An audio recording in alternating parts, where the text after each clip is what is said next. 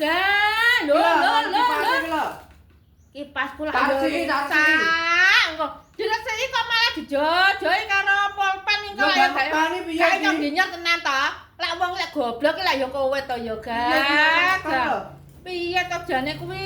Walah ya Allah, kowe iki kok ngrusak barangku tok to ya. Liyane kowe Wah, wingko lah ya. Kowe nganoni barang-barang wingko lek nyebloki apa-apa wingko jare kok sulapan. Yo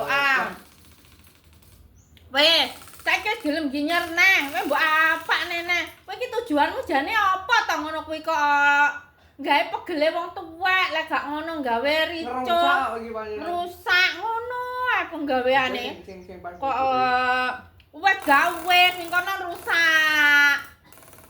Ora kok yo. Jane aku lek tak pikir-pikir kowe iki pancen yo stres kok gak kowe iki gak. Ora yo.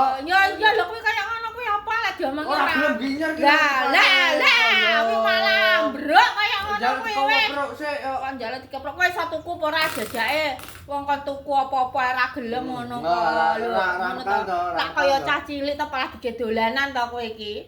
Kok wis pokok mingko lek rusak to kowe tak kon ndandakne kok.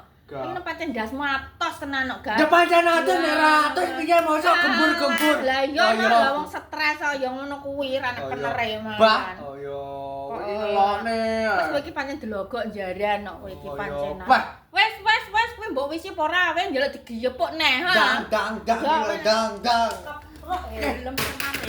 Nah. Bah. Wes karwane nek rusak ya ben rusak kono.